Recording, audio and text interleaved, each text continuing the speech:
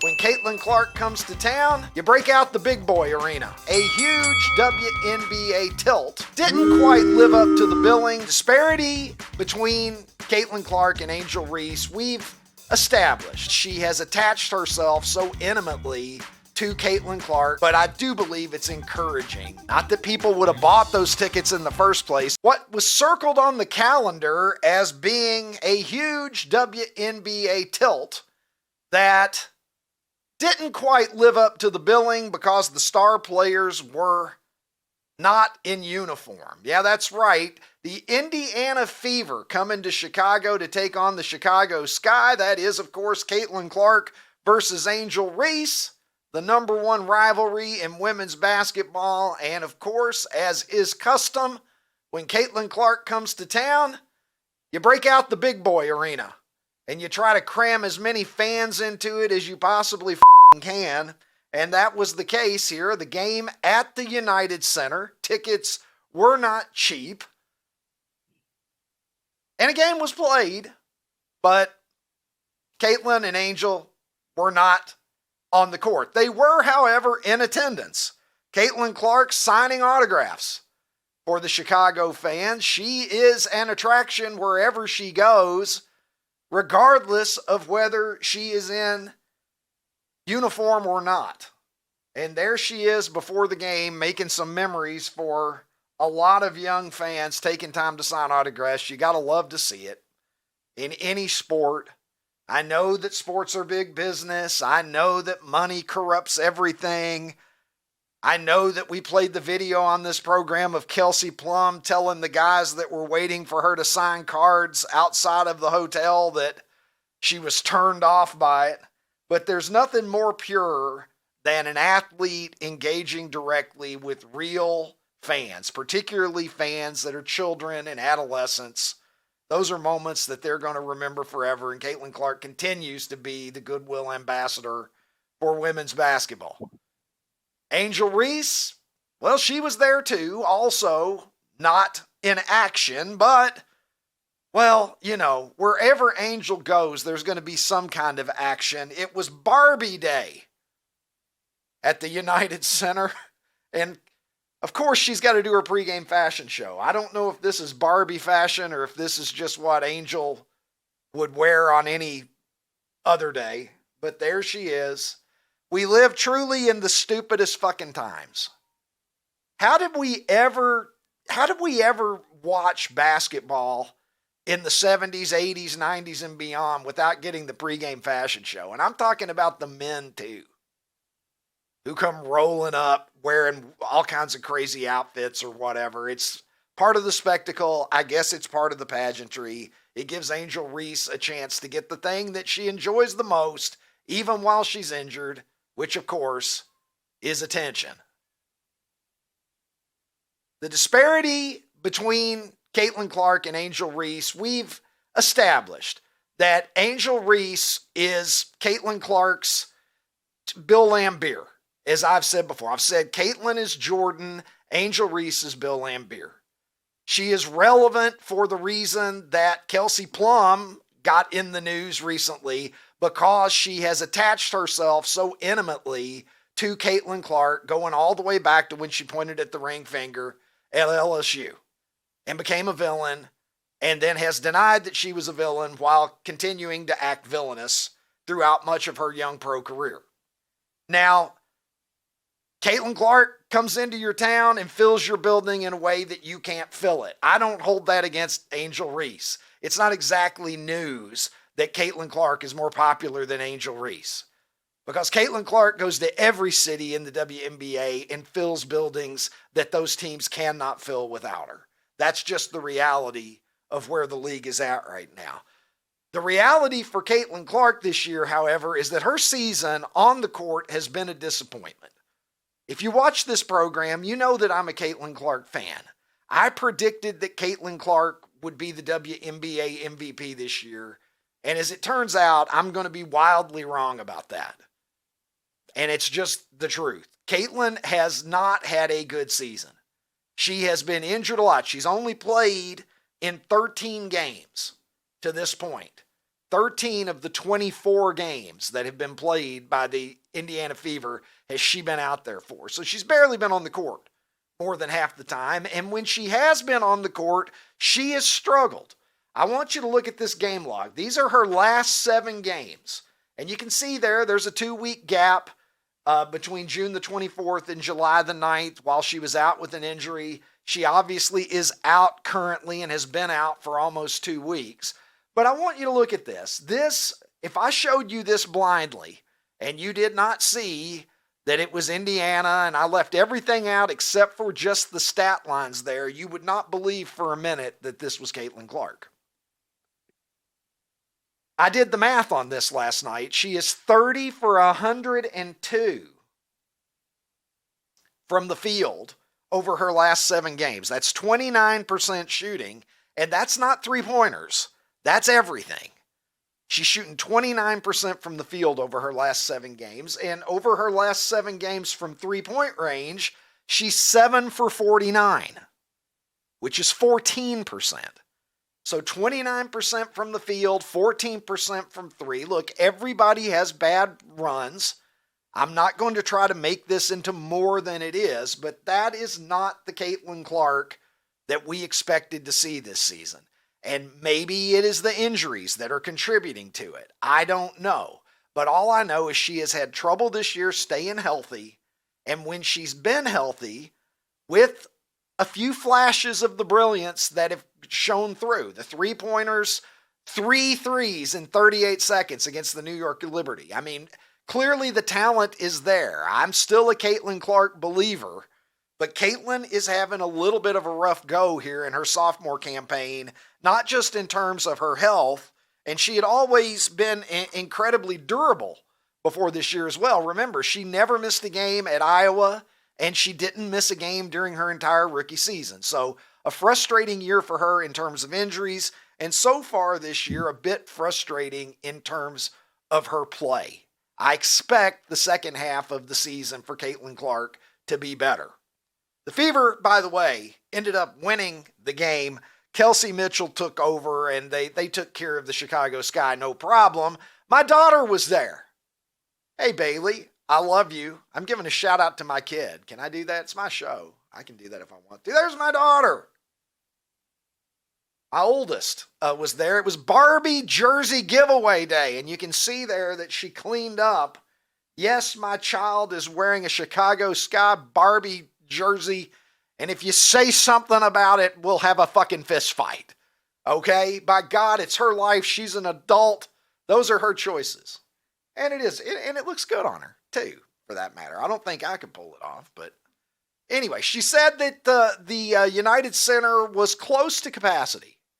Close to capacity. So, Chicago Sky fans would like to thank you for your support here in the great city of Chicago. Folks turned out for the game anyway and had a good time and got some free swag.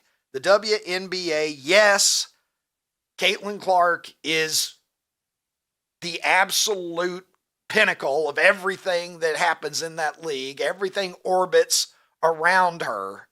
But I do believe it's encouraging. Not that people would have bought those tickets in the first place if they had known that Caitlin and Angel Reese weren't playing. Caitlin, at least. But people showed up and had a good time, and they almost filled the United Center. So that ain't bad, all things considered.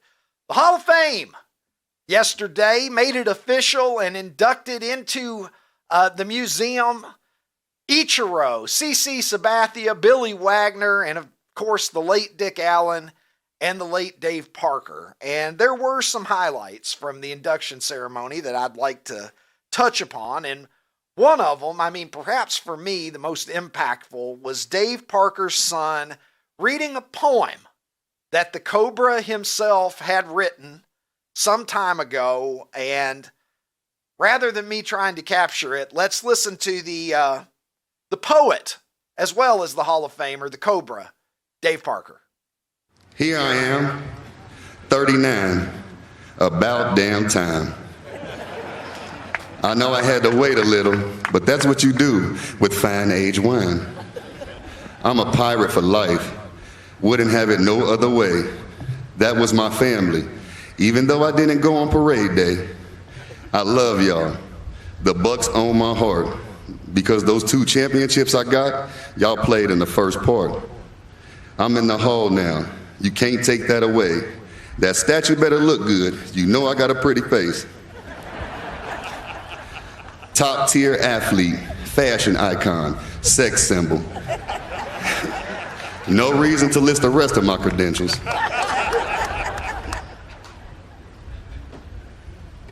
I'm him, period, the Cobra. Known for my rocket arm, and I will run any catcher over. To my friends, families, I love y'all. Thanks for staying by my side. I told y'all Cooperstown would be my last ride. So the Star of Day will be in the sky tonight. Watch it glow. But I didn't lie. On my documentary, I told you I wouldn't show. Thank you. Well, he didn't show. God bless him. Dave Parker, hopefully looking down with a lot of pride as he was inducted into Cooperstown. Very much deservedly so. And also a shout out to the great Dick Allen, who should have made it into the Hall of Fame within his lifetime. And unlike the Cobra, Dick Allen didn't even have the pleasure of knowing that he was going to be a Hall of Famer before he passed away. But better late than ever, and congratulations to the Allen family. Ichiro, one of my favorite modern players. If we're talking about my favorite players of this century, Ichiro is on a very, very short list. Certainly, I could count on one hand anybody that I've enjoyed more than Ichiro through the years. And if you know anything about Ichiro, there are stories that have circulated for years about what a good sense of humor the guy has. And we've very rarely, if ever, gotten the opportunity to listen to Ichiro speak in English. And we got that at the Hall of Fame induction ceremony. And it was actually quite good and quite humorous in places as well. Let's listen to Ichiro, who is now immortalized, as he should be, almost unanimously, in Cooperstown.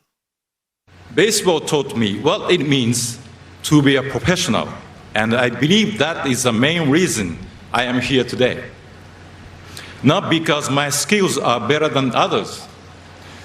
3,000 hits or 262 hits in one season are achievements recognized by the writers. Well, all but one of you.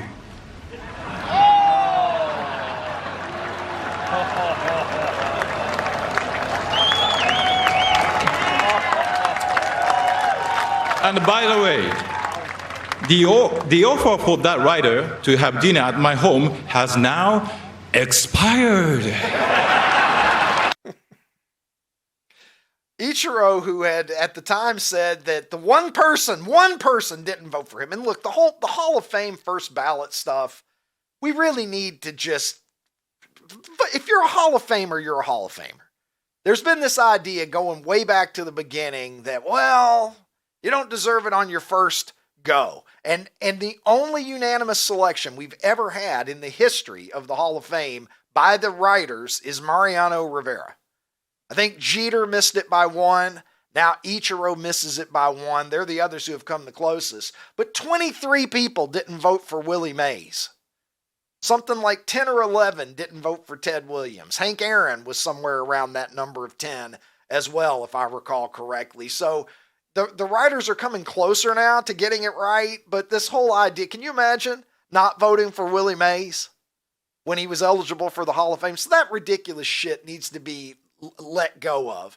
Ichiro is a Hall of Famer, clearly. Whoever did not vote for him, I understand we can have differences of opinion, but sometimes you're just objectively wrong. If you look at the Hall of Fame, Ichiro is way over the bar of being a Hall of Famer. And Ichiro had said at the time, if that writer will come forward, and it's anonymous, if he'll come forward, I'll invite him over and we'll have dinner and we can talk about it. And Ichiro saying, the offer has now expired. The guy didn't take him up on it. So anyway, congratulations to Ichiro. CC Sabathia. He was lucky to make it there, apparently.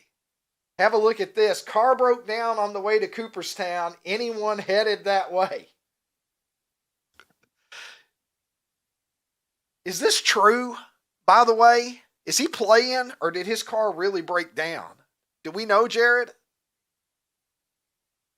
It really happened. He's not just fucking around. I guess he's not. Well, you know, you make it your whole career. You get to Cooperstown, then your fucking car breaks down on the way there. Congratulations to the big left-hander, CC Sabathia, and congratulations to the diminutive left-hander, fireballer Billy Wagner, who is the other guy who was inducted into the Hall of Fame yesterday. And I will say this about Billy Wagner. I saw him pitch once from the first row. Best seats probably I ever had at a major league game in Milwaukee. He was with the Mets, and he came in, and I mean to tell you, I don't know how anybody ever hit that guy ever. I never had the pleasure of seeing Nolan Ryan from that kind of vantage point. I never had the pleasure of seeing Randy Johnson that close. I saw both of those guys pitch in person, but my seats weren't that hot. But from the first row, it's amazing to me that anybody was ever able to even put wood on what Billy Wagner was throwing. It was that fucking impressive. Terry Bradshaw had some criticism of Aaron Rodgers. We talked about it on the program where he said he needs to just go chew bark and, you know, pray to the gods or whatever it is that he does. Yep. Yeah, I'm paraphrasing, but that was the gist of it. Aaron Rodgers being very conciliatory, as one should. If you're going to come in and be the Pittsburgh Steelers quarterback, you've obviously got to pay deference to the 4-time Super Bowl winner, Terry Bradshaw. Let's listen to Aaron Rodgers responding to Terry Bradshaw saying that, Steelers didn't really need him. I've known Terry for a long time, being a part of Fox. Terry's a legend. He's an absolute legend. He won 4 Super Bowls. He's had a legendary career in the media. But Terry, like a lot of people, doesn't know me. And so he's got an idea of what he thinks about me based on what I've done, the documentary, what I've said, Darkness Retreat, whatever the hell you want to talk about. I'd love to get to know Terry on a deeper level. And I feel like if he gave me a chance to get to know him, then we'd have a good friendship, because for me, I have nothing but the utmost amount of respect and deference for what the greats have done, because they laid the foundation for us to be able to play in this great game, to be paid like kings, and to carry on the tradition of excellence that guys like the Bradshaws of the world in the 70s and Bart Starr in the 60s and Lombardi and Joe Montana and Steve Young and Troy Aikman and Brett Favre and all the greats that have been over, Tom Brady, you know, we're standing on the backs of those guys, and it's because of how they played and how they carried themselves that we're able to have this opportunity to still play this great game, to get paid really well, to set ourselves up for our future. So I'd love to get to know Terry on a deeper level if he's open to it. He'd love to get to know Terry on a deeper level. I'm just imagining a movie montage where, like, they're just hanging out together. Maybe they're eating ice cream together, and they're in a Bradshaw meadow. Gets a little bit on his nose. Yeah. Aaron has to reach over and get it a boop, whatever. What do you think? They could have a great day together, though. That was, Ricky, that was a masterclass in responding to criticism. I mean, it really was. I mean, he could have taken another road, and he didn't, and it was the absolute perfect way to respond to something like that. Absolutely. He almost forgot perfect. Tom Brady. That's the only. I'll only ding him because he almost forgot to mention. He did Tom mention Brady. Lombardi. He mentioned Lombardi, and I don't remember Lombardi playing quarterback, but we'll give him a pass on that. If you enjoy this kind of nonsense, consider signing up for Ricky Cobb's Rewind. I do. Would you? It is our new bi-weekly newsletter. We're getting really good feedback on it, in all honesty. Head over to outkick.com/newsletters. Sign up now. It's real simple. It's free. You can unsubscribe at any time, but only a goddamn fool would do that because we're having too much fun. We've done, I think, 4 now. I'm getting a little better at it each week or whatever. So get in. Check it out. See what you think. If you enjoy this program, if you enjoy Super 70 Sports, I find it hard to believe that you're going to regret signing up for the rerun. Again, that is outkick.com/newsletters. It is a real pleasure to welcome my guest to the show today. He is the 1987 Golden Spikes Award winner as the best amateur baseball player in the United States. 1988 Olympic gold medalist. He went straight from college baseball to the major leagues, which is something that is generally not advisable, but he navigated that just fine, went on to have a successful 10-year career in the big leagues, tossed a no-hitter, and one of my favorite players, a great guy. My pleasure to welcome to the program, Jim Abbott. Jim, good morning. Hey, good morning, Ricky. It's great to be on your show. Man, you brought your glove. We're ready to go here. I want to grab a bat and, stand in and see if I can foul one off. One foul tip against you would be a lifetime highlight. Yeah, virtual. We'll do it. You can pretend like it's low and in or something. That's my specialty. Cut her in. Okay. All right. If we're pretending, I'm gonna pretend that I weakly ground it out, which would be better than I could ever actually do. Jim, I want to talk to you first here and foremost about the new documentary, Southpaw. This ESPN documentary that captures your story, which is so unique, so inspirational. I watched it and just was blown away with it. I'm actually going to go back and watch it again. There were moments that were, humorous. There were moments that were insightful. There were a lot of moments that were emotional. I cried. I'm not gonna lie to you. I cried watching this thing.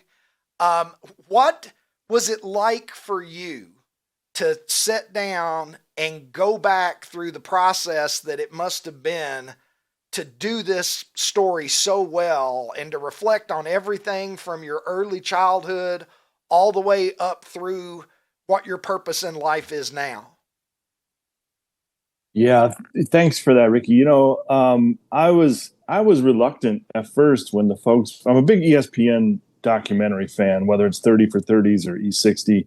I just think they're incredibly well done, and they approached me. I'm well past my playing days, and I know how these things go. It's a deep dive. They need pictures, they need memories, they interview family and friends, and so it can go to places that aren't always comfortable.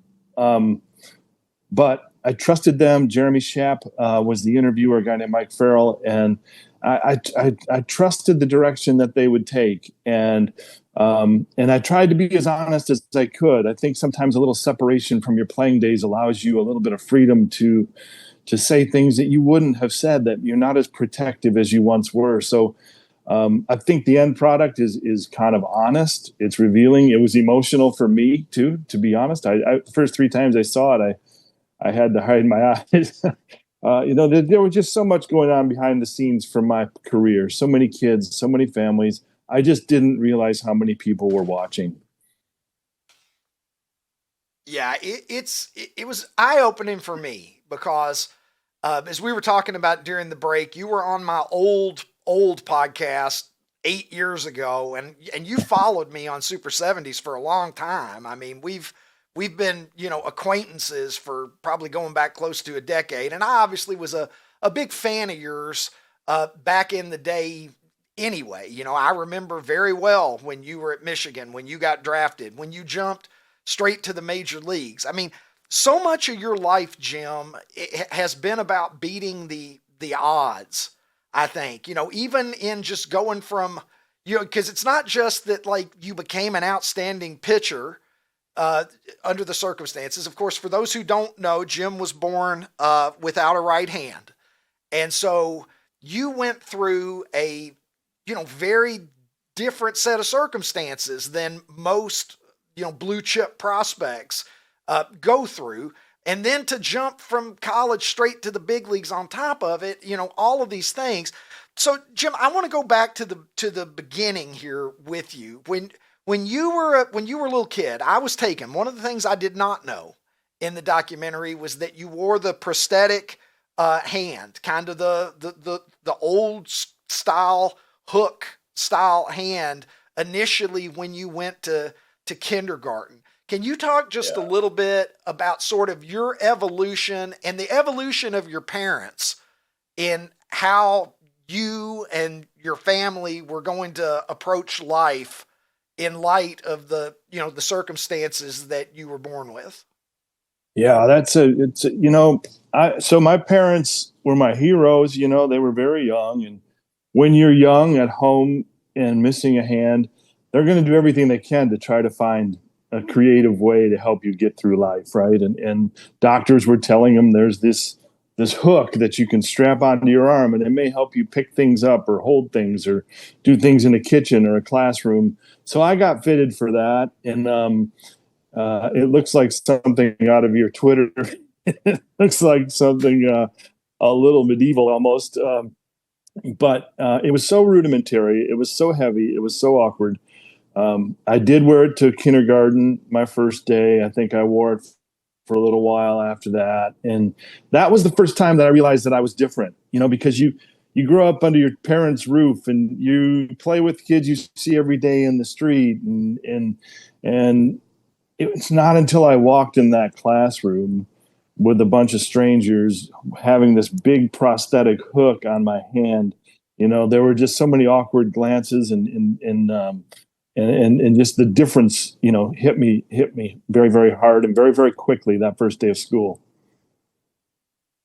And kids can be cruel, as we all know, under just, ordinary circumstances. But when you're young and you're vulnerable, and kids will always spot whatever is different, right? Whatever that may be, differences are right what they go for. It's like they're hardwired for it. What was the evolution like for you between that to becoming, quarterback of the football team, this outstanding pitcher, and, big man on campus, so to speak, right? What was that evolution like for you, going from being that, that kid who's different and is being, picked on and bullied by some, to being ultimately, probably, I would gather, you're probably the most popular kid in Flint by the time that you were, in high school. What was that like for you? Well, I don't know if I was the most popular, but I certainly, Ricky, my path, and it became pretty obvious that sports would provide something to me on a lot of different levels. One, if I felt that awkwardness, if I felt, the teasing, the second glances, the weird questions, a little bit of bullying, being able to hold your own out there at recess, being able to jump in the flag football game, being able to play whatever it is that the kids were playing in Michigan for that particular season. All of a sudden, those differences melted away just a little bit. If you were the first or second pick on the playground, they didn't really care how you got things done. And so, sports became maybe to an almost unacceptable level. It became my sense of self, became my sense of belonging, and then having success and investing myself in that success. That's what allowed me to walk down a hallway in junior high school. And I'm not saying it got easy. I'm not saying it was perfect. And that's the thing about this documentary, is you meet so many kids who go through these same similar things. I mean, things, that I empathize with. I know it's not easy, but you develop a muscle, you develop a resilience, and all of a sudden it starts to go away. You start to be able to handle it in ways that you never imagined that you could have. Jim, you mentioned at one point in the documentary that, baseball, and I'm paraphrasing you here, at least this is the way I heard it, that baseball and sports was like a path towards acceptance and normalcy, for lack of a better word, of just being a regular kid, right? And not only that, I mean, better than a regular kid, really, because, you were so outstanding. Not every kid, becomes a major leaguer. But as you became famous, as it became a national story, hey, there's this pitcher, he's a big deal. He's only got one hand, like all of that, right? And you were on Donahue and everywhere, and it became a thing. People started to, follow this story. Like, how did you feel about that? Because, like, on the one hand, I'm sure you'd like to just be recognized as this tremendous pitcher who is going to the big leagues and who's going to do good things when he gets there.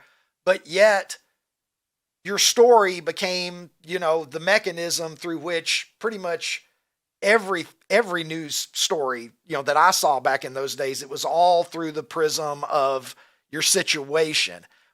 Was that did that cut both ways a little bit for you? Did you ever get tired of that always being the question rather than, talking about that cutter and talking about just what a hell of a pitcher you were? Yeah. You're so right. I used baseball, and I would have been football if I was good enough. It would have been basketball if I was good enough. I loved baseball. I could always throw.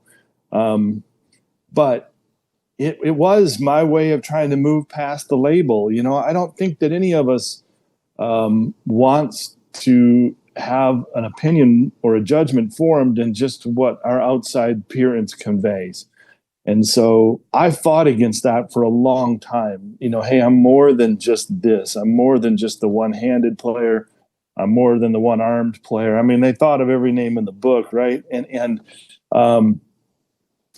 But there's a real subtle part of the documentary that I think says a lot. Like, there came a time in my major league career. Yes, every town we went to, Detroit, Boston, Camden Yards, Oakland, Texas, it didn't matter, right? Newspaper people came out, television crews came out, families started to come out, moms and dads bringing little boys and little girls, very similar challenges as me, some much worse, that I started to realize that maybe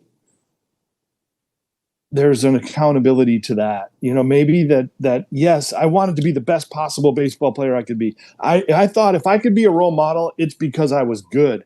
I wasn't just out there participating. I didn't want the message to be, hey, you can be on the team. And if that's all your abilities allow, being on the team, fine, that's great. If you know in your heart, that's it.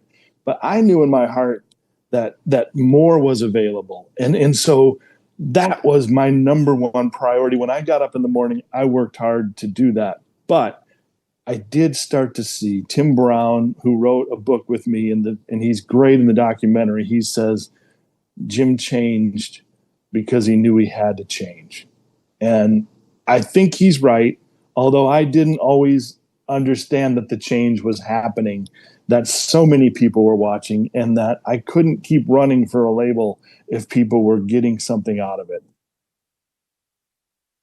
Yeah, that's the most powerful thing of this entire story for me in many ways, is the outpouring of children writing you letters, parents who were who didn't know what to do. I'm sure is even your own parents, as we see in the documentary, I've got 5 daughters, I'm lucky that all of my girls were born healthy and everything, but you don't know what it's like to be in somebody's shoes like that until they come in and tell you, hey, there's this issue or whatever. And so you've got all of these children, and not just the children, but their parents, that are looking for hope, that are looking for something, for the kids, looking for someone that they can relate to, look up to. And some of the letters, I want to read this one letter, Jim. It's in the documentary, and this is real brief. But I teared up the first time I read this, because I saw the article about the documentary before I watched it. And I read this, and this is just a letter. This is a letter from an 8-year-old girl in Windsor, Ontario, from back during your playing career. She wrote, "Dear Jim, my name is Tracy Holgate. I'm age 8. I have one hand too. My grandpa gave me a picture of you today. I saw you on TV. I don't know anyone with one hand. How do you feel about having one hand? Sometimes I feel sad, and sometimes I feel okay about it. Most of the time I feel happy. I hope to see you play in Detroit and maybe meet you. Could you please send me a picture of you in uniform? Could you write back, please? Here's a picture of me. Love, Tracy." And I get a little choked up just reading it. And I know that I know you got choked up going back and looking at some of these, but that's one of God knows how many, Jim.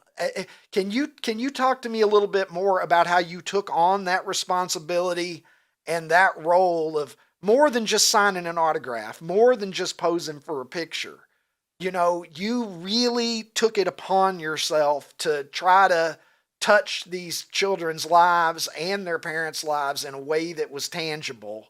And you obviously did that many times over. What was that like, and what has that been like?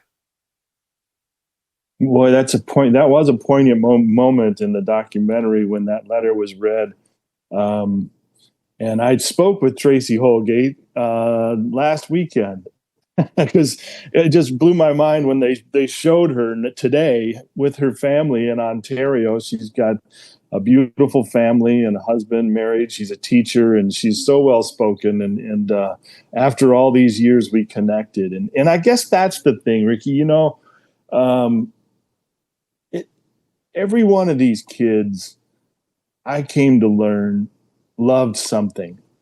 They may have loved baseball. They may not have loved baseball. They may have gone on to play Little League or high school. A lot didn't. A lot grew up to be moms and dads, and some are motocross riders and basketball players and MMA fighters, and Shaquem Griffin in the NFL. He made it, and so I think the message became, in some ways, accountability. I had a platform that I didn't understand when I first got it, that I owed something to, to represent my parents, to represent the coaches and the mentorship that I received in Flint, Michigan. And then they had an accountability. They had a responsibility to not let the circumstances of their life shape what they wanted to do. And none of them did. None of them. That's what's so inspiring to me. They're none of them people will allow it. There's a toughness of bullying that happens. There's no doubt. But there's also sometimes they let up on you a little bit. They'll give you the excuse. They won't. You can easily fall back on that if you're not careful. And so all these kids never accepting that excuse remains the inspiration to this day of the documentary and of my play, because, we all can give in. We all can give in to something. And these kids never did.